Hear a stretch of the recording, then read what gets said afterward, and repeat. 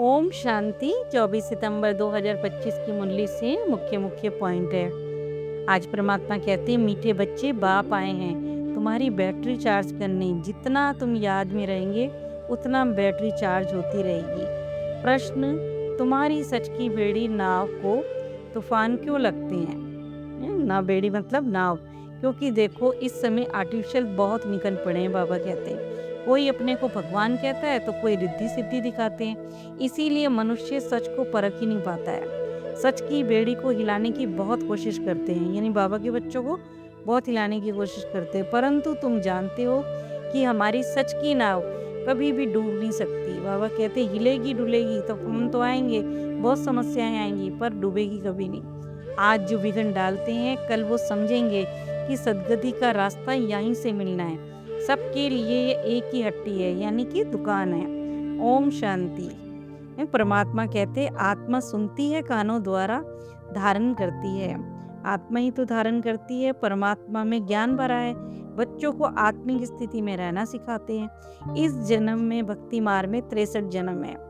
द्वापर से देखो तुम शरीर के भान में रहते रहते बाबा कहते वो तो आत्मा ही ना जरूर, पर ये आत्मा है क्या ये पता नहीं है। आत्मा को ही पतित कहा जाता है, परमात्मा को पतित कभी नहीं सुना होगा। बाबा कहते अगर सबके अंदर परमात्मा होता तो परमात्मा भी पतित हो जाता।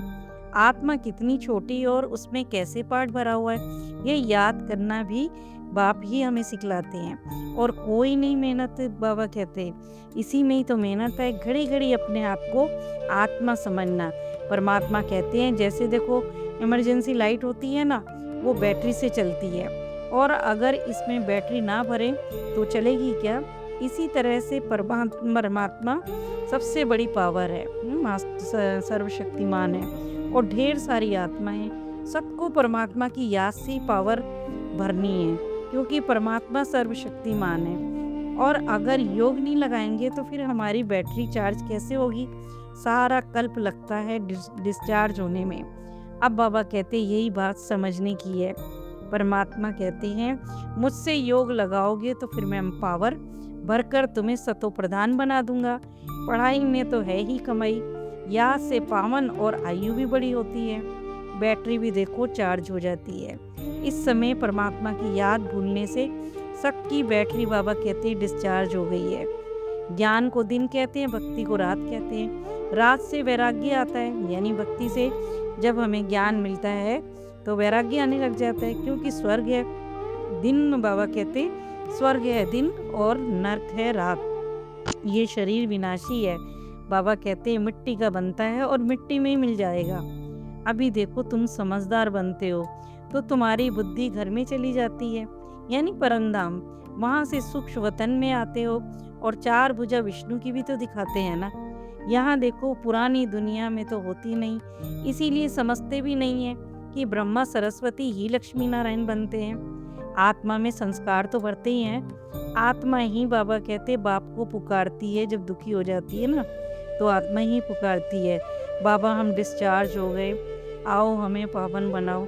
जितना याद करोगे बाबा कहते उतनी ताकत मिलेगी। बाबा कहते जैसे देखो पियर घर में ससुराल घर वाले ले जाते हैं ना, यहाँ तो देखो 2 बाप मिले हैं, शिव बाबा और ब्रह्मा बाबा। श्रृंगार कराने वाले, श्रृंगार भी अच्छा चाहिए ना फिर, यानी सब गुण संपन्न बनना है। अपने से पूछना है कि मेरे में अभी कोई अवगुण तो नहीं है। बाबा कहते भले मन में बहुत तूफान भी आते हैं, यानी मनसा में बहुत तूफान भले आते हैं, पर कर्मणा में कुछ नहीं करना है, मतलब कर्म में कुछ नहीं बाबा कहते हैं करना है। भले मन में कितने भी तूफान है, दुख तो नहीं देता हूँ मैं, ये सोचना है। परमात्मा की तरह हमें भी सबको सुख का रास्ता ही बताना है। बाबा कहते तुम हो सेना मेरी, तुम्हारा नाम ही है प्रजापिता ब्रह्मा कुमार ब्रह्मा कुमारी। कोई भी आए और पूछे कहाँ से और किसके पास आए हो, फिर पूछे ब्रह्मा कौन है, तो पूछो भाई नाम सुना है, फिर कहेंगे कि हाँ तुम प्रजापिता के बच्चे हो। अब ब्रह्मा भी तो फिर जरूर किसी का बच्चा होगा ना। बाबा कहते हैं उनके बाप का शरीर तो फिर देखने में नहीं आता, परंतु ब्रह्मा विष्णु शंकर के ऊपर भी तो शिव बाबा है ना, त्रिमूर्ति शिव कहा जाता है। फिर कहते हैं ब्रह्मा कहाँ से आया? बाप कहते हैं मैं इनमें प्रवेश करके इसका नाम ब्रह्मा रखता हूँ। कहते हैं ये दिव्य अलौकिक जन्म है किसका? ब्रह्मा का। और फिर ज्ञान सुनाता हूँ इसमें बैठ के।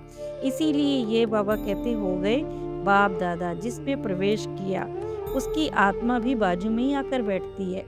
दो आत्माओं का पाठ यहाँ बहुत चलता है।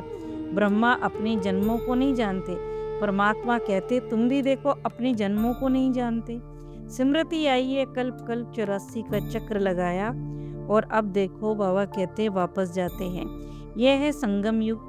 योग से ट्रांसफर होते और सत्व प्रधान बनते हैं, फिर सतयुग में आ जाएंगे। अब बाबा कहते डिटेल में तो नहीं जा सकते ना ज़्यादा। झाड़ की आयु होती है फिर सुख हो जाता है। और यहाँ भी देखो सब मनुष्य बाबा कहते देखो सुखी तो पड़े हैं, दुखी हैं तो सुखी ही हैं। बाबा कहते दुख में रहते हैं, सबका शरीर खलास हो जाएगा, आत्माएं चली जाएंगी। ये ज्ञान परमात्मा के सिवाय और कोई भी दे नहीं सकता। बाबा कहते बच्चे याद में न रहने से ही माया थप्पड़ लगा देती है। सबसे कड़ा थप्पड़ विकार का होता है, क्योंकि युद्ध के मैदान में तुम ब्राह्मण ही हो तो फिर तुम तूफान तो फिर आएंगे ही ना। कोई भी विकर्म किया तो हार खा लेंगे। बाबा से पूछते हैं बाबा बच्चे बहुत तंग करते हैं तो गुस्सा आ जाता है। बाबा कहते हैं अच्छी तरह से नहीं संभालोगे तो फिर खराब हो जाएंगे। कोशिश करो थप्पड़ नहीं लगाना है बच्चों को। जैसे श्री कृष्ण को भी दिखाते हैं ना, यशोदा मैया ने ओखली से बांधा था, तो फिर बाबा कहते ऐसे ही रस्सी से बांधो, खाना मत दो। रो रो कर आखिर कहेंगे अच्छा अब नहीं करेंगे, पर बच्चा फिर भी देखो करेगा। बस शिक्षा देनी है। बाबा कहते हैं जैसे परमात्मा शिक्षा देते हैं ना, ऐसी शिक्षा देनी है जैसे हम आत्माओं को बाबा भी शिक्षा देते हैं। बच्चे कभी भी विकार में मत जाओ, अपने कुल को कलंकित नहीं करना है। लौकिक में भी कोई कपूत बच्चा होता है तो माँ बाप कहते हैं ना ये क्या काला मुंह करते हो, कुल को कलंक लगाते हो। हार जीत और जीत हार होते होते आखिर जीत हो ही जाएगी। सच की बेड़ी यानी नाव है। बाबा कहते तूफान तो बहुत आएंगे, क्योंकि आर्टिफिशियल बहुत निकल पड़े हैं ना। कोई तो अपने को भगवान कहलाते, साक्षात्कार भी कराते हैं, रिद्धि सिद्धि भी दिखाते हैं। परमात्मा तो बाबा कहते सर्व का सरगति करने वाला है। फिर ना तो फिर ये जंगल में जंगल रहेगा और ना ही जंगल में रहने वाले। तुम जानते हो ये दुनिया अब कब्रिस्तान हुई पड़ी है। कोई मरने वाले से दिल थोड़ी ना लगाना है, विनाश हुआ कि हुआ। बाबा कहते याद से ही बैटरी चार्ज होगी। बाबा कहते हैं भले देखो वाणी बहुत अच्छी अच्छी चलाते हैं, परंतु याद में जोहर नहीं होता। बाबा कहते तो ताकत नहीं रहती है। जोहरदार तलवार नहीं है ना।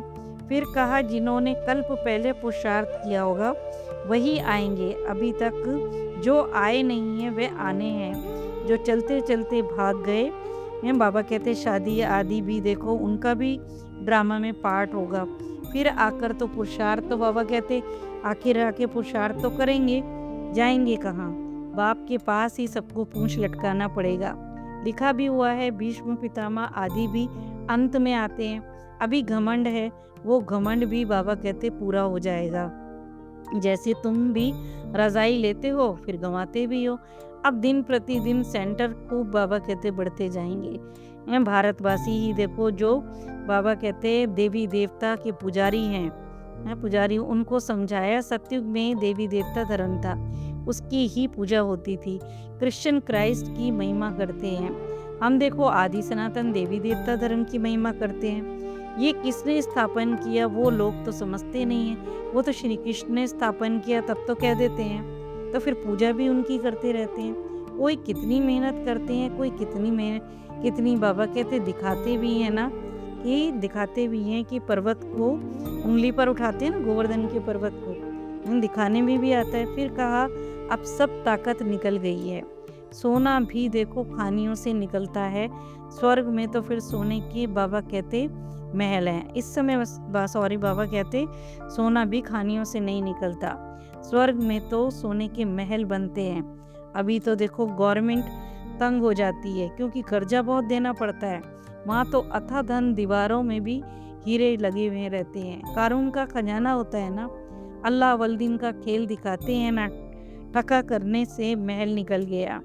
बाबा कहते यहाँ भी देखो, दिव्य दृष्टि मिलने से स्वर्ग मिल जाता है। परमात्मा ने तीसरा नेत्र खोला ना, तो बाबा कहते दिव्य दृष्टि खुलने से ही स्वर्ग मिल जाता है। वहाँ देखो प्रिंस प्रिंसेस के पास मुरली आदि सब जैसे बाबा कहते हीरो की होती है। यहाँ तो देखो कोई भी चीज़ पहन कर बैठेंगे तो लूट कर ले जाएंगे।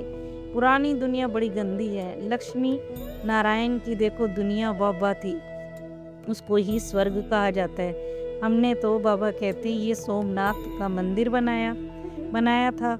हम क्या थे? फिर भक्ति मार्ग में कैसे मंदिर बनाकर पूजा की। आत्मा को अपने 84 जन्मों का बाबा कहते ज्ञान कितने देखो हीरे ज्वारत थे, सब कहाँ गए? धीरे धीरे आहिस्ते आहिस्ते सब बाबा कहते खत्म हो गए। मुसलमान आए, इतना बाबा कहते इतना तो फिर लूट कर ले गए। 17 बार कहते हैं ना कि लूट के ले गए थे।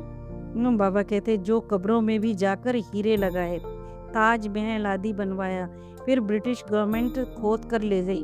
अभी कुछ भी भारत में नहीं है, बेघर हो गया भारत पर कर्जा ही कर्जा है। अनाज चीनी कुछ भी नहीं मिलता। अब देखो विश्व को बाबा कहते बदलना ही है ना। इसलिए बाबा ने कहा होमवर्क में धारणा बताई, सर्व गुणों से अपना श्रृंगार करना है, कभी भी किसी को दुख नहीं देना है, सबको सुख का रास्ता बताना है। सारी दुनिया इस समय कब्रिस्तान हुई पड़ी है, इसीलिए इससे दिल नहीं लगानी। स्मृति रहे कि अभी हम ट्रांसफर हो रहे हैं, हमें तो बाबा कहते नई दुनिया में जाना है। वरदान में बाबा ने कहा जो बाप दादा के सिकलदे लाडले हैं उन्हें बाप दादा की छत्र छाया अधिकार रूप में प्राप्त होती है। जिस छत्र छाया में माया के आने की ताकत नहीं, वह सदा माया पर विजय बन जाते हैं। बाबा कहते यह याद रूपी जो छत्र छाया सारे विघ्नों से सेव करती है आत्मा को। जब छत्र छाया बन जाती है तो सारे विघ्न हटने लग जाते हैं। बाबा कहते किसी भी प्रकार का विघ्न छत्र छाया में रहने वाले के पास आ नहीं सकता। छत्र छाया में रहने वालों के लिए मुश्किल से मुश्किल बात भी सहज हो जाती है, इजी हो जाती है। पहाड़ समान बातें रूई के समान अनुभव होती हैं। स्लोगन में बाबा ने कहा प्रभु प्रिय, लोकप्रिय और स्वयं प्रिय बनने के लिए संतुष्टता का गुण धारण करो। यानी हम प्रभु को भी संतुष्ट में करना है, लोगों को भी करना है और हम खुद भी संतुष्ट रहे। वो बाबा कहते हैं संतुष्टता का गुण धारण करना है। अच्छा, ओम शांति।